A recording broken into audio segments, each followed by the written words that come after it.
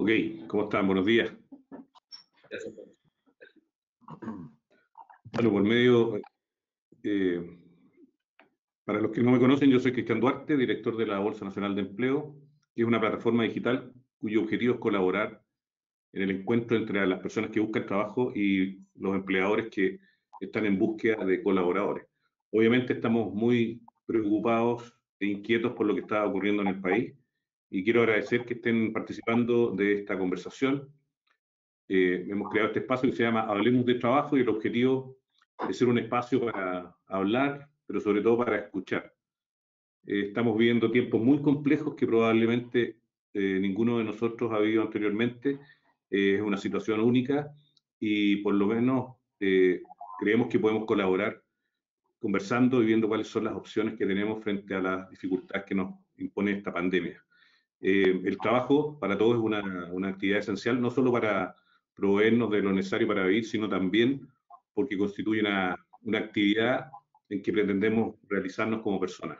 Entonces, lo que esté ocurriendo en ese ámbito, para todos nosotros es muy importante. Y por eso hemos invitado al señor subsecretario del Trabajo, don Fernando Arap, que ha estado muy activo probablemente en las últimas semanas, más que lo habitual, preocupado de los temas que tienen que ver con el mundo laboral. También estamos con Emilio Arruda, que es el CEO de DNA, del grupo DNA, una consultora internacional especializada en temas de reclutamiento, de empleabilidad y nos va a dar una perspectiva latinoamericana y también de lo que está ocurriendo en Chile en las distintas industrias. Entonces, yo quisiera partir invitando al señor subsecretario, don Fernando Arap, que nos contara un poco cómo ha sido su vida desde que se manifestó esta pandemia, qué ha pasado en su actividad, y desde ahí entrar a los temas que nos abocan, que nos convocan, que son los temas de teletrabajo, de protección del empleo, qué podemos esperar, cuáles son un poco los pasos que se está dando para poder enfrentar adecuadamente esta crisis. Así que, Bueno, don Fernando, por favor, cuéntenos sobre las sí. iniciativas legales que hemos estado viendo en las últimas semanas y cuáles han sido los objetivos que se persiguen con estas iniciativas. Bueno, muchas gracias, Cristian, muchas gracias, Murilo, muchas gracias a quienes obviamente están conectados en la mañana de hoy. Han sido obviamente para todos, yo creo que semanas y meses intensos y por lo tanto el tema laboral ha sido un tema que evidentemente ha estado en primera línea y respecto al cual tenemos que hacernos cargo porque sabemos que detrás de las frías cifras, ¿cierto? De los fríos números que a veces tenemos la obligación de entregar a la ciudadanía para ir contando, para ir obviamente analizando cómo se está desarrollando el panorama laboral. Detrás de esos números hay personas, detrás de esos números hay familias, muchas de las cuales hoy día la están pasando muy mal. Y en consecuencia resulta importante no solo poder transmitir lo que estamos haciendo, sino que seguir haciendo cosas. Evidentemente todavía nos quedan muchas cosas pendientes. ¿Qué estamos haciendo o cuáles han sido algunos avances legislativos que nosotros creemos que son bien importantes y que espero en este rato que vamos a estar juntos poder contarles? Básicamente me quiero referir a dos grandes leyes que ya son leyes de la República que hemos aprobado en las últimas semanas. Una es la Ley de Trabajo a Distancia y Teletrabajo, que es la Ley 21.220, y en segundo lugar la Ley de Protección del Empleo, que es la Ley 21.227. Respecto de la Ley de Teletrabajo, esta es una norma que la verdad es que veníamos esperando hace bastante tiempo. Resultaba bastante anacrónico que nuestro país no tuviera una ley de teletrabajo. Y por lo tanto, esta es una ley que viene a responder a lo que hoy día se requiere. Esta es una ley que se presentó el proyecto en el año 2018, que tuvo un avance lento en el Congreso, a pesar de que se fue aprobando en las distintas etapas, tuvo un avance lento. Y a propósito de la contingencia de la pandemia del coronavirus, la verdad es que se vio la necesidad inmediata de aplicarla. Y esta ley, de hecho, viene a salir o viene a publicarse semanas después de que muchas personas de nuestro país ya estaban de facto en los hechos teletrabajando. Con los problemas que tenía teletrabajar antes de esta ley, en que no había una regulación, en que no estaba establecido qué pasa si la persona se accidentaba, en que no estaba establecido quién se hacía cargo de los materiales o de las herramientas para hacer el teletrabajo, etc. La ley de teletrabajo, si uno tuviera que decir tres grandes virtudes, Yo diría que un tipo de empleo moderno, es un tipo de empleo inclusivo y es un tipo de empleo sustentable. Es un tipo de empleo moderno porque aprovecha lo que son las nuevas tecnologías al servicio de las personas para mejorar la calidad de vida. Es un tipo de empleo inclusivo porque permite que personas que tradicionalmente están fuera del mundo del trabajo, por ejemplo, jóvenes, personas con discapacidad, mujeres, adultos mayores, puedan incorporarse al mundo del trabajo, y es un tipo de empleo sustentable, porque es amigable con el medio ambiente, amigable con la naturaleza, nos ayuda a descontaminar las ciudades, a descongestionar las ciudades. Y otro tema importante, Cristian, Murilo y a quienes nos escuchan, la ley de teletrabajo innova en algo súper importante, que somos junto con Costa Rica los dos primeros países de Latinoamérica que lo van a tener y que nos pone a la altura de países como Alemania, Francia, Italia, que es el derecho a la desconexión digital. Es decir, que los trabajadores que estén sin horario, trabajando desde sus casas, no obstante no tener una jornada, deben tener igual garantizado un derecho de desconexión mínima de 12 horas continuas entre una jornada y otra. Una pregunta, hay personas que dicen que esta ley de teletrabajo va a precarizar las condiciones laborales de las personas. ¿Cuál es su opinión en relación a esa afirmación?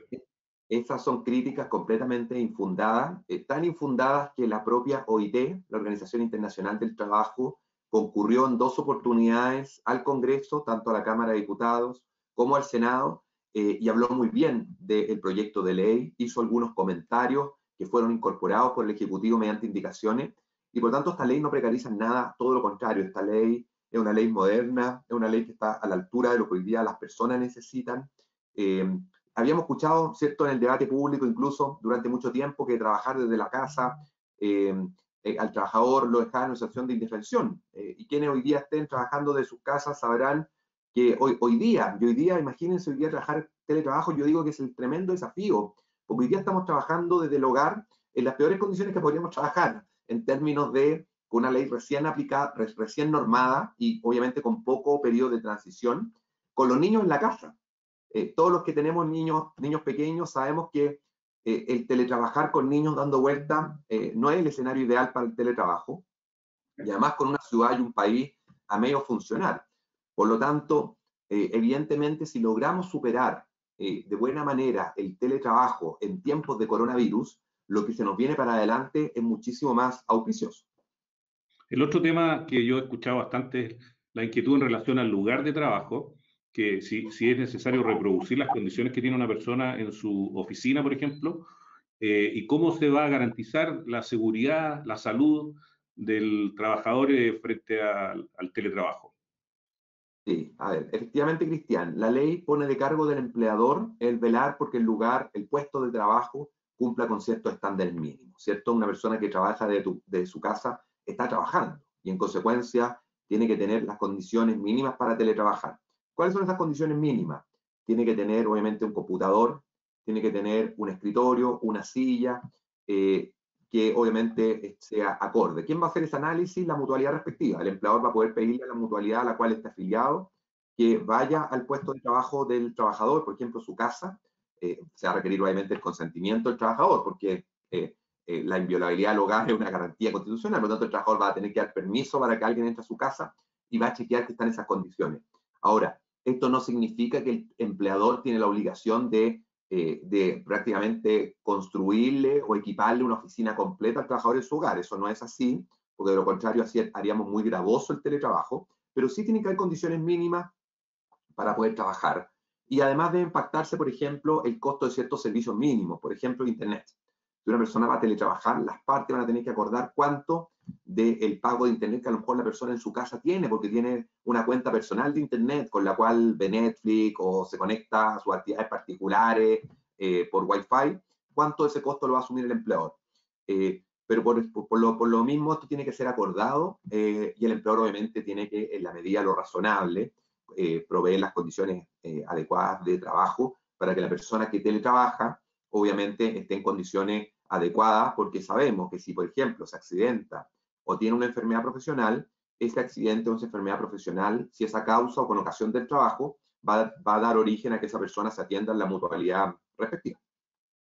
¿Qué pasa si yo hoy día no estoy en modalidad de teletrabajo, al tiro te doy la palabra, y resulta que, que llego a un acuerdo con el empleador, pero a los 2 meses me doy cuenta que en realidad no me acomoda adecuadamente, que los niños me molestan en la casa, entonces prefiero volver al... ¿Puedo hacerlo o estoy obligado a seguir definitivamente? Sí. Muy buena pregunta, Cristian. Puede ocurrir que, a ver, hay que distinguir. Si el trabajador empezó su contrato de trabajo en modalidad de teletrabajo, es decir, si a mi trabajador me contrataron para ser teletrabajador, yo no puedo unilateralmente decirle a mi empleador, ¿sabe qué, jefe? La verdad es que no quiero seguir como teletrabajador, sino quiero irme a la empresa. Para que ello ocurra se requiere el consentimiento de ambas partes. Cosa distinta es que yo sea un trabajador presencial, es decir, yo estoy trabajando en el establecimiento de la empresa y pacto con mi empleador irme a la modalidad de teletrabajo. Si pacté irme a la modalidad de teletrabajo y resulta que después, como tú dices en el ejemplo, después de 2 meses, me doy cuenta que no puedo teletrabajar porque resulta que los niños no me dejan teletrabajar, porque resulta que no me concentro, porque resulta que, da lo mismo, tengo muchas distracciones en mi hogar, el trabajador unilateralmente, con un aviso de 30 días de anticipación, va a poder decirle al empleador, ¿sabe qué, jefe? Yo quiero volver a la modalidad presencial, es decir, quiero volver a la empresa. Lo mismo al revés. El empleador también va a poder dar aviso al trabajador con 30 días de anticipación para que el trabajador vuelva a la modalidad presencial si es que ese trabajador en modalidad de teletrabajo, a juicio del empleador, no está cumpliendo con sus responsabilidades como corresponde. Perfecto. Murilo, tú que tienes experiencia teletrabajando, porque tienes oficinas en varios países de Latinoamérica, incluso en Estados Unidos, ¿cuál es tu experiencia con este tema? ¿Cómo crees que la cultura está preparada para enfrentar esta nueva modalidad de trabajo? Hola a todos, espero que se encuentren bien en sus casas con salud. Como comentó Cristian, soy Murilo Arruda, CEO del grupo DNA.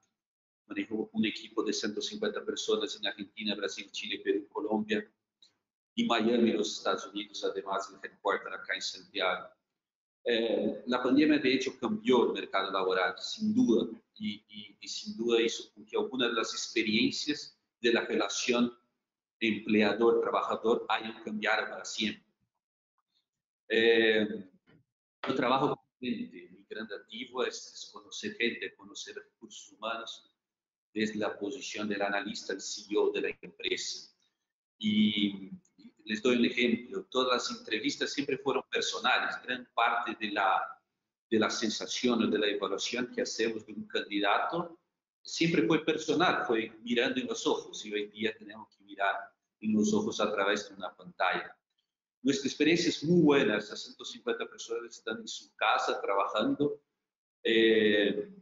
Tuvimos que crear controles para saber las métricas, los KPIs, y me parece que la gran mayoría de los presidentes con quien hablé, más de 300 en los últimos 2 meses, también tuvieron que adaptarse a crear controles de saber cómo sus colaboradores están trabajando. Entonces, ofrecer la estructura, lo que comentó Fernando, y creo que es importante porque uno tiene que tener los recursos y las herramientas para poder trabajar de la mejor forma, pero también nuevas habilidades van a ser requeridas a partir de ahora. La habilidad de la disciplina, resiliencia, autogestión, no va a haber más el jefe mirando al lado, ¿no? Entonces uno va a tener que trabajar más orientado a métricas y a resultados. En América Latina, Bueno, eso es interesante. Es interesante saber cómo voy a poder controlar a la persona. ¿Se va a poder? No hay cómo marcar tarjeta, no hay para poner el dedo. ¿Cómo lo podemos hacer en ese sentido? Si hay una persona que trabaja por hora, por jornada de trabajo. Mi experiencia dice que va más por el tema de las métricas numéricas y los resultados. Creo que por la primera vez en América Latina nosotros vamos a ser obligados a ser medidos por el resultado y por las métricas y no por el número de horas trabajadas, lo que yo encuentro genial, ¿no? Si tú ves las experiencias del colaborador en Europa ya son así hace mucho, ¿no? No da lo mismo cuántas horas trabajan, es el resultado, el producto del trabajo en esas horas. Entonces, me imagino que muchas herramientas digitales van a nacer en ese periodo para poder medir la productividad y el resultado del trabajo de uno y no más las horas trabajadas. Perfecto. Y para terminar el tema, Fernando, ¿sería posible que nos dijera, hay una diferencia, parece, entre teletrabajo y trabajo a distancia? No es exactamente lo mismo. Con esto después pasamos a la ley de protección de empleo, que también mucha gente está interesada en saber. Perfecto. Solo antes de pasar, de responder esa pregunta, respecto de la jornada, tú lo decías muy bien, la ley da una alternativa. Los trabajadores van a poder tener jornada de trabajo desde sus hogares o bien no tener jornada de trabajo. Si no tienen jornada, evidentemente es lo que plantea muy bien Murilo, que es lo que algunos han planteado y lo que muchas empresas hacen, que es trabajar por objetivos, por metas, ¿cierto? Por resultados. Y la persona se organiza de acuerdo a sus necesidades, a sus intereses durante el día, en qué momento del día va a trabajar para cumplir con esas metas, siempre teniendo presente este derecho a desconexión mínima que debe garantizar el empleador. Pero por otro lado, el trabajador podría elegir, bajo la nueva ley, trabajar con horario de la casa y decir yo quiero trabajar desde la casa pero con un horario. Y en ese sentido el empleador va a tener que obviamente fiscalizar ese cumplimiento y hoy día existen los mecanismos tecnológicos que midan, por ejemplo, el tiempo de conexión y por lo tanto se podrá medir el tiempo de conexión de la persona para efectos de cumplir con eso. Creo que es importante que quede claro que hoy día la ley permite estas dos alternativas. Ahora, respondiendo a tu pregunta, la diferencia entre teletrabajo a distancia y teletrabajo, hay una relación de género-especie. El trabajo a distancia es aquel trabajo que se realiza fuera del lugar de la empresa, fuera del lugar del establecimiento. Pero cuando ese trabajo que se realiza fuera del lugar de la empresa se realiza por medios telemáticos, informáticos o tecnológicos, hablamos de teletrabajo. Por lo tanto, no es exactamente lo mismo. El teletrabajo es un tipo de trabajo a distancia, pero pueden haber obviamente otros tipos de trabajo a distancia que no se realicen de manera telemática. Bueno, muchas gracias. Muy completa la definición de los elementos de la ley. Creo que es muy importante para lo que estamos viviendo. Y pasando al tema de la pandemia, lo que nos está quitando el sueño todos los días y nos está preocupando mucho, el gobierno ha dictado, o sea, ha impulsado una ley que fue promulgada y en la cual se establecen ciertas herramientas para proteger al empleo. Y la primera pregunta es, hay personas que sostienen que esto es una protección o una ayuda a los empleadores solamente, que no es una ayuda a los trabajadores. Entonces, quisiera que nos contextualizara el espíritu y el alcance de esta legislación. Efectivamente, Cristian, esta es una ley que, como su nombre lo dice, busca proteger los puestos de trabajo. Y por lo tanto, hoy día sabemos que hay muchos trabajadores que la están pasando mal, muchos trabajadores que están con una incerteza tremenda de si pueden o no mantener su puesto de trabajo.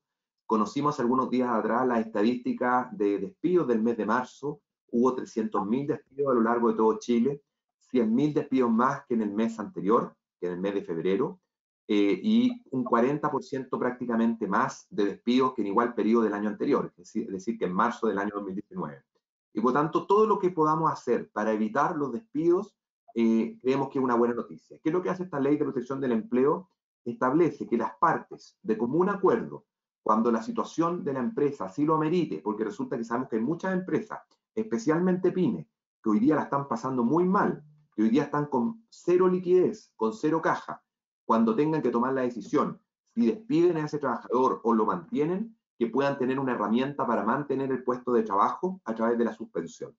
¿En qué consiste la suspensión? Es una especie de periodo de hibernación al cual entran las partes, empleador y trabajador, en que se mantiene vigente la relación laboral, en que el trabajador sigue recibiendo ingresos durante ese periodo con cargo al seguro de cesantía, en que el empleador sigue obviamente pagándole las cotizaciones, porque lo que no queremos es que ese trabajador tenga lagunas previsionales, y en que el trabajador sigue generando antigüedad. Durante ese periodo de suspensión, los trabajadores van a poder cobrar el seguro de cesantía. El Estado está inyectando 2.000 millones de dólares al Fondo Solidario de Cesantía, precisamente para que aquellos trabajadores que no tengan recursos suficientes en sus cuentas del seguro de cesantía puedan igualmente acceder al seguro.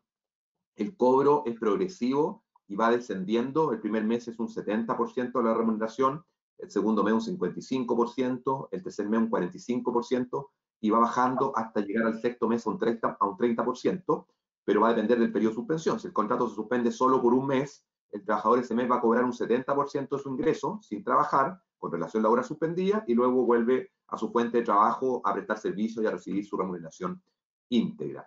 Y por lo tanto creemos que es una muy buena herramienta. En el día de ayer dimos a conocer ciertas cifras preliminares respecto de quién está haciendo uso de esto. Y la buena noticia es que el 95% de las empresas que está haciendo uso de esta ley son empresas micro, pequeñas y medianas.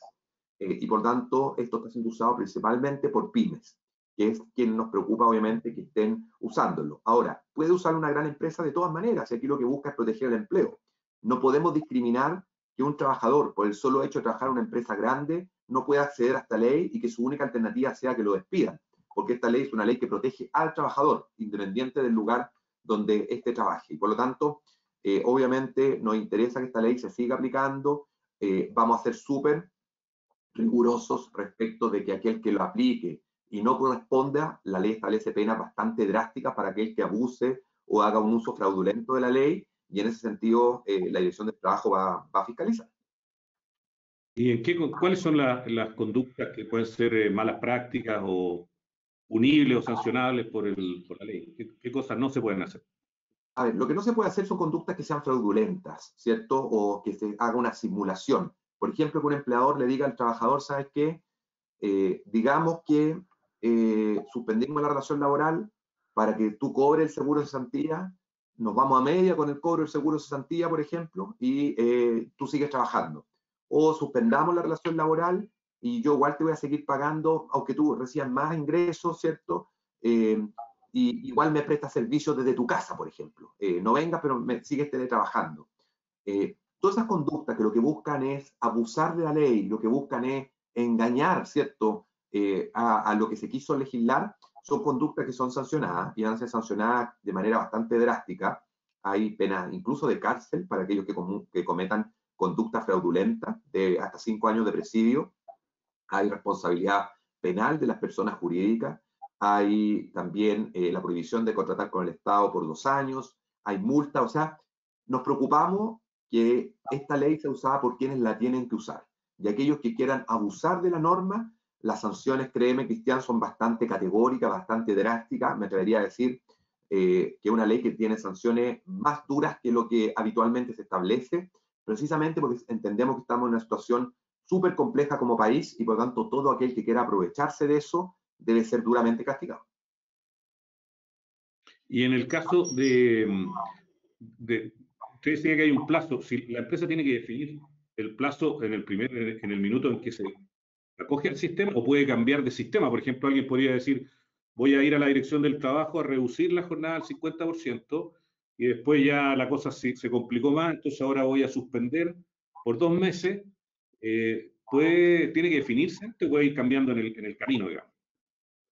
Esto puede ir cambiando, ¿cierto? La ley tiene una vigencia de 6 meses y por lo tanto se permite que durante la vigencia de la ley se produzcan distintas suspensiones. Puede que las partes decían suspender hoy día por 1 mes, después resulta que la cosa mejora y vuelven a trabajar otro mes, y después resulta que se dan cuenta que no ha mejorado y vuelven a suspender otro mes. Por lo tanto, no es necesario fijar hoy día qué se va a hacer. Esto puede ir cambiando paulatinamente, pero obviamente siempre se requiere el acuerdo del trabajador, ya sea de manera individual o de manera colectiva a través de su sindicato. ¿Qué pasa si a mí uso el seguro, qué sé yo, y me comí toda la plata de la cuenta individual y después fui al fondo de cesantía y ya he gastado, ya no tengo plata? Entonces vuelvo a trabajar y a los 2 meses la empresa sigue más o menos, me despiden. En ese caso, ¿ya perdí la posibilidad de acceder al seguro? No, va a poder acceder, obviamente los fondos de su cuenta individual ya se utilizaron y por tanto va a poder acceder a los fondos del Fondo de Cesantía Solidario, al cual, como te decía anteriormente, el Estado le está inyectando 2.000 millones de dólares, precisamente porque lo que no queremos es que trabajadores con pocos ingresos o trabajadores que no tengan en sus cuentas los fondos suficientes no puedan obviamente acceder a este beneficio. Perfecto. Ahora hay una modalidad, hay un trámite que se hace en la Dirección del Trabajo y otro se hace en la administradora del Fondo de Cesantía. ¿Por qué esta diferencia? Efectivamente, Cristian, lo que es suspensión de la relación laboral se debe hacer en la AFC, que es la administradora de fondos de cesantía. Corresponde al empleador hacer el trámite. Es un trámite que se puede hacer de manera online en la página web de la AFC, que es www.afc.cl. En cambio, todo lo que es reducción de la jornada de trabajo se debe hacer en la Dirección del Trabajo, también de manera online, en una plataforma que la Dirección del Trabajo va a habilitar pasado mañana, el día viernes 24 de abril va a estar habilitada la plataforma en la Dirección del Trabajo para subir estos pactos de reducción de jornada. Por lo tanto, lo que es reducción se ve en la Dirección del Trabajo de manera online y lo que es suspensión se ve en la AFC también de manera online. Y en ambos casos debe subirse cierta documentación, siendo una de las principales la declaración jurada simple que realicen las partes en virtud de la cual quieren acogerse a esto, ¿cierto? Se requiere el acuerdo de ambas partes para acogerse a esta ley. ¿Y el pago de las cotizaciones es por el sueldo que el trabajador tenía antes de que se estableciera este pacto o a la nueva remuneración, o hay alguna distinción que hacer? Porque también están las cotizaciones de salud y las previsionales, son los dos elementos, ¿no sé? A ver, sí, buena consulta, porque es bastante práctica y puede existir duda. A ver, cuando es reducción de jornada, si a mí me reducen la jornada a la mitad, mi empleador me va a tener que cotizar por el total de la jornada reducida, o sea, por el 50%, por lo que yo estoy trabajando. Si me reducen mi jornada a un 70% de lo que yo trabajaba, me van a cotizar por el 70%. Es decir, en el caso de reducción se cotiza por lo que se paga, por lo que se trabaja. En el caso de la suspensión, hoy día la ley dice que se cotiza un 50% de todas las cotizaciones. O sea, el trabajador en la suspensión no está trabajando, pero el empleador igual debe cotizar, ¿cuánto? Un 50%. Eso hoy día está en discusión en una ley corta que se está tramitando en el Congreso. De hecho, ahora en unos minutos más debo partir al Congreso, precisamente porque hoy día se ve en tercer trámite esta ley corta, y lo que se está buscando es subir, al menos en el caso de la cotización de salud, a que el empleador en la suspensión siga cotizando un 100%, y la discusión está en materia de pensiones. El Senado opina que pensiones debe dejarse una cotización del 50%, la Cámara de Diputados pide el 100% en ambos casos. Y por tanto, tenemos que definir en qué queda. Hay bastante consenso en que salud quede en el 100%, la discusión hoy día está en si pensiones se dejan 50% o se sube al 100% también.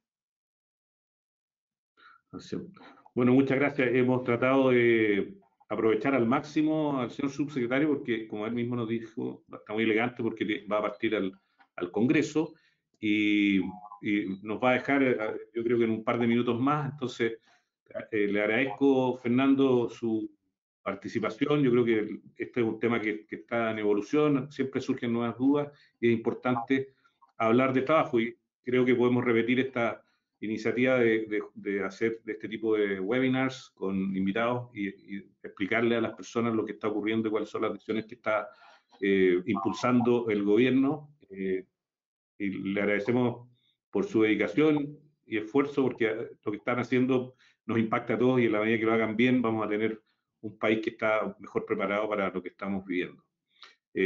Vamos a seguir con Murilo y yo dejo la palabra para que se despida. Sí, yo aprovecho de despedir, Cristian, agradecerte a ti, agradecerte a Murilo. Obviamente que hayan organizado este webinar, creo que es súper potente, aunque sea un ratito, estos 30 minutos que estuvimos, contar en lo que estamos, porque obviamente son temas que interesan a la ciudadanía. Espero en estos 30 minutos haber dado alguna respuesta de algunos temas que son relevantes. Obviamente seguimos en la tramitación de las leyes, de los proyectos de ley. Y nada, pues volver a agradecerles, dejarlo a ustedes que sigan ahí trabajando y conversando estos temas ahora con quienes veo que además hay un alto número de personas, alrededor de 200 personas que están conectadas, así que también saludarlas a estas 200 personas que están conectadas y nada, pues agradecerle obviamente la invitación, y yo voy partiendo al Congreso, así que quedamos en contacto hasta una próxima oportunidad. Un abrazo. Chao. Gracias, Fernando. Gracias, Fernando. Hasta luego. Bueno, nos quedamos con Murilo, que es un experto en los temas que tienen que ver con empleabilidad. Entonces yo le preguntaría a Murilo que nos contara, que nos diera algunas ideas o recomendaciones de qué hacer en esta etapa en que estamos. Algunos van a seguir trabajando, algunos van a trabajar menos, y algunos derechamente van a estar o sin trabajo o en una suspensión. ¿Cómo crees que deberían enfrentar las personas este periodo? Cristian, yo creo que es el periodo más difícil en términos de trabajo en los últimos 50 años, sin duda, ¿no? Por lo menos. El mercado laboral cambió y me parece que lo que dijo Fernando, de que el Estado puede ofrecer alternativas a la gente, me parece genial. La ley de protección de empleo en Chile funciona muy bien, y yo acompaño los otros países en que no existe esa opción, o no existe opciones tan flexibles cuanto la de Chile, y el desempleo va aumentando. Entonces, yo te doy dos números que son bastante representativos. Nosotros recibimos en promedio 10.000 accesos a nuestro site diariamente, en un día normal en América Latina. En las últimas 6 semanas son 16.000 personas, 60% más de acceso a nuestro site, buscando apoyo en reinserción laboral a través de outplacement de redes o buscando un nuevo trabajo a través de debonding o human capital. Esos 60% de personas, muchas de ellas hoy ya no están trabajando part-time o creen que van a perder su trabajo en poco rato. Entonces, eso es lo que mueve uno a buscar una empresa de reclutamiento de selección o de servicio de reinserción laboral. Por otro lado, el servicio de reinserción, la DNA Outplacement y la herramienta digital Genis, recibe hoy día 5 veces más pedidos y acceso a su site que en un día normal. O sea, no se puede descartar esos números. Son números potentes que muestran que la actividad bajó, el empleador está pensando o echar gente o ofrecerla el part-time, y eso hace con que el mercado tenga más profesionales que posiciones abiertas por toda la contingencia. Entonces, ¿qué recomendación doy yo? Uno, si hay la posibilidad de tener el contrato, sea por un periodo chico de meses, corto de meses, y el contrato no está activo, pero después tiene la posibilidad de devolver, o el contrato part-time que comentó Fernando, trabajando 50, recibiendo 50. Esas no son malas alternativas comparado a no tener un empleo punto final. Entonces, todos debemos tener flexibilidad en ese momento. Y yo hablo como headhunter y como emprendedor que soy. Debe tener, por el lado del empleado, la flexibilidad de entender que son momentos difíciles, que la empresa está impactada por la pandemia, y por el lado del empleador, intentar ser lo más justo y ofrecer alternativas a sus recursos humanos. Perfecto. Bueno, yo también, de mi experiencia, nunca había visto una situación como esta. En realidad es única, pero también las reacciones y las normas que se han dictado también son bastante únicas y especiales. Esto de suspender el contrato de trabajo yo no lo había visto nunca, en que se podía acceder a los fondos del seguro de cesantía, que es un fondo que no tiene tantos años y que hay otros países que no lo tienen. Antes no lo teníamos. De hecho, no existirían estos recursos si no se hubiese creado la posibilidad de contar con un seguro de cesantía, y yo creo que está bien utilizado porque este es el tipo de circunstancias que lo ameritan. Ahora, lo importante también creo es tener presente que a veces es difícil explicarle esto a personas que están bastante desesperadas y preocupadas por su trabajo, pero también es cierto, creo yo, que esto no va a durar para siempre, que va a tener un tiempo en que las cosas van a estar muy complicadas, pero hay que mirar hacia un poco mediano plazo y estar atento y prepararse para cuando las cosas se reactiven. De hecho, hay algunos indicadores que hablan de una caída muy fuerte de la economía mundial en el año 2020, pero una recuperación bastante fuerte. Para Chile se avisora algo del orden del 5%. Entonces, hay que tener la capacidad de aguantar, de mantenerse, de buscar los caminos que nos permitan salir del ojo del huracán y posteriormente esperar que las cosas vayan mejorando. Y bueno, y ahí hay muchas cosas que las personas pueden hacer. Por ejemplo, el teletrabajo se está imponiendo. Es probable que un porcentaje importante de las actividades sigan en esta modalidad porque a lo mejor están descubriendo de que se puede, de que es productivo, de que no contamina, y las personas no tienen que andar mucho tiempo en una micro o en el metro o en un auto, y entonces puede ser una buena modalidad. Y yo lo que haría es que las personas se preparen. Hay muchas herramientas digitales, las personas que nos están escuchando, que pueden acceder a online gratuitamente, autocapacitación. Probablemente hay muchas cosas que se pueden aprender sin costo y que van a ser una herramienta útil para el futuro, para el mundo que viene. Ahora, si se avisora que el coronavirus nos va a acompañar probablemente por más de un año, entonces las actividades que puedan ser teletrabajables, diría yo, van a seguir siendo en la modalidad de teletrabajo, porque así las calles no están tan ocupadas, hay menos opciones de contagio, y por lo tanto es una medida de control. Entonces, yo diría que una de las cosas importantes es prepararse para vivir en un mundo mucho más digital.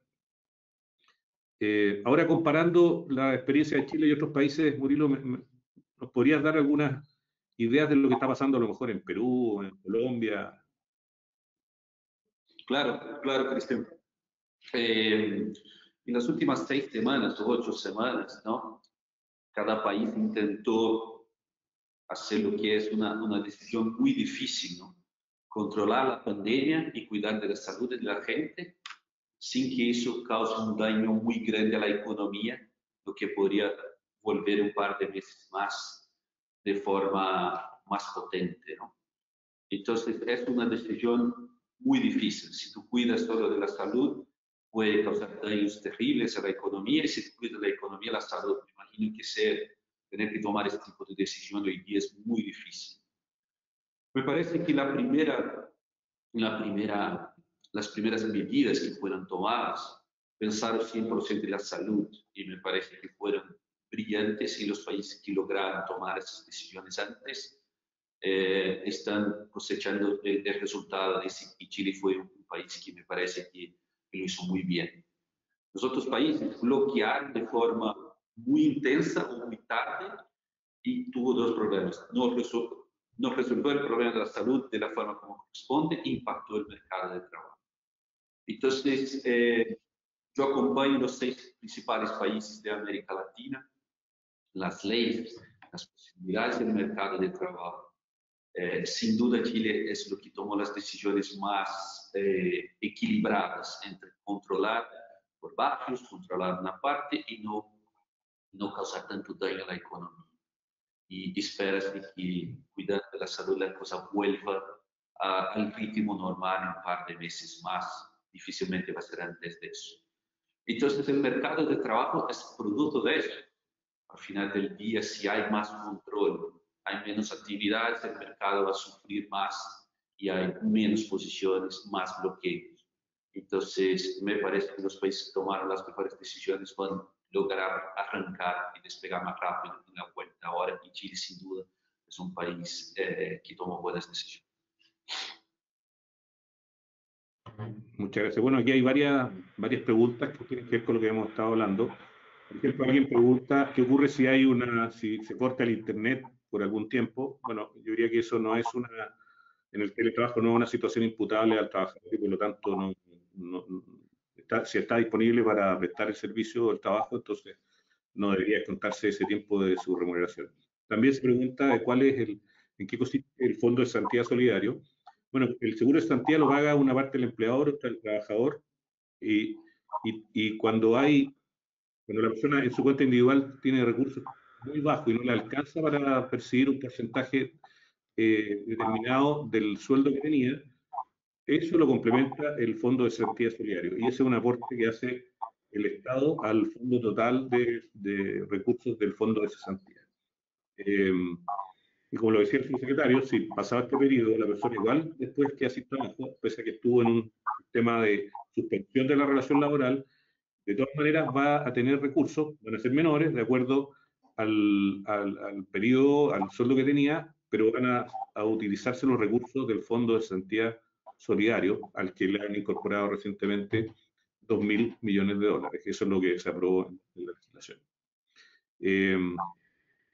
No sé si Murilo quisiera agregar alguna otra consideración.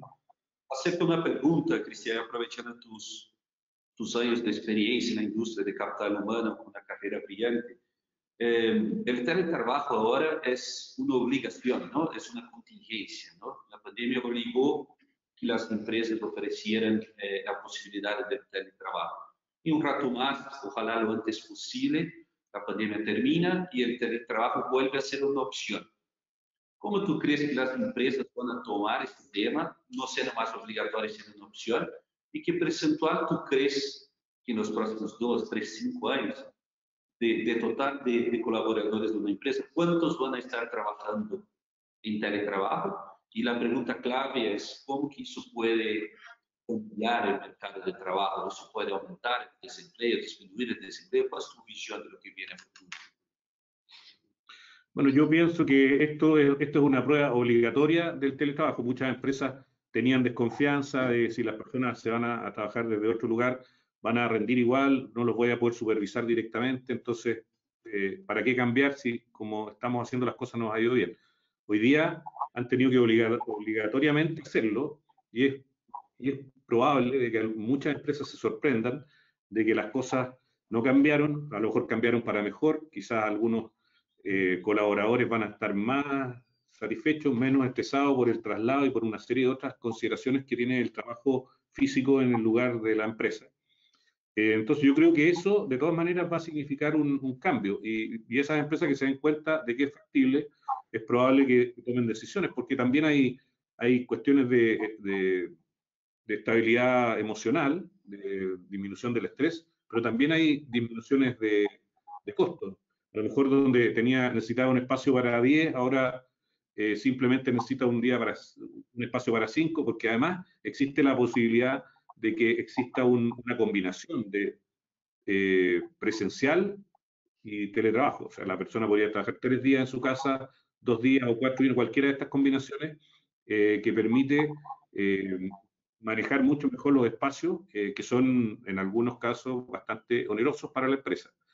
Lo otro es que los temas de control, existen hoy día varias herramientas, software bastante robustos que permiten llevar el control de los proyectos, establecer objetivos, y las personas se comuniquen a través de estas plataformas, se contacten, hagan conferencias, lo que estamos haciendo nosotros, compartan archivos, compartan videos, lo que sea. Entonces el trabajo colaborativo se facilita mucho porque estas herramientas hoy día no son tan caras y están al acceso de la mayoría de las personas que tienen una conexión de internet y un computador. Definitivamente yo creo que el mundo, esa nueva normalidad tan discutida va a ser, no sé, muy diferente, eso sí lo tengo claro, a lo que estábamos acostumbrados. Bueno, yo creo que con eso espero, entregado información que las personas necesitan. También hay varios portales en bne.cl, también pueden revisar las normas relacionadas con la ley de protección del empleo y nos pueden escribir. Sé que hay varias preguntas acá y creo que la mayoría las hemos respondido.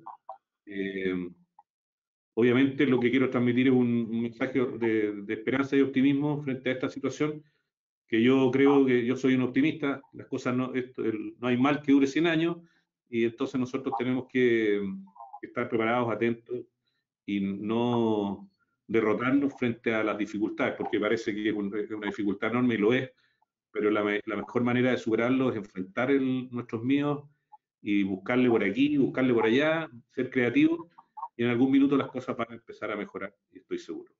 Ya, pues entonces les agradezco a todos los asistentes la participación, espero que en un futuro nos podamos reunir a hablar de trabajo nuevamente, y muchas gracias, Murilo, por tu participación y aporte, y no sé si quieres despedirte, y lo otro es, recomiendo la plataforma Genes, que es de la empresa DNA, es una plataforma que da orientación de cómo buscar empleo, cómo hacer una entrevista, cómo hacer un currículum, se llama Genes, y es un desarrollo muy interesante que ha hecho la empresa que dirige Murilo, y está a disposición de las personas. Tiene un costo, no es muy alto, pero algún costo tiene. Muy bien, Cristian, gracias por la invitación, feliz de poder haber participado, de aprender contigo y con Fernando. Yo también soy un optimista, creo que eso se retoma lo más pronto posible. Ojalá todos hagamos lo que corresponde al tema de salud, porque mientras más cuidémonos, antes se retoma la economía. El grupo de DNA se pone a disposición para apoyar quien tenga cualquier tipo de dificultad en temas de empleabilidad, sea a través de Genes o sea a través de DNA Outplacement. Si en algún momento el tema de la inversión, del costo es un tema, hablen conmigo directamente, hablen con mis equipos, haremos lo posible para apoyar a la gente en ese momento. Es lo que corresponde, me parece que es nuestra obligación social apoyar a todos ahora, que uno apoya en el otro. Y gracias de nuevo por la invitación, siempre cuando pueda estaré acá hablando, y suerte y cuídense lo más posible, y un rato más espero estar hablando con ustedes sobre noticias buenas en el mercado volviendo a crecer. Muy bien, muchas gracias y hasta luego. Que esté muy bien.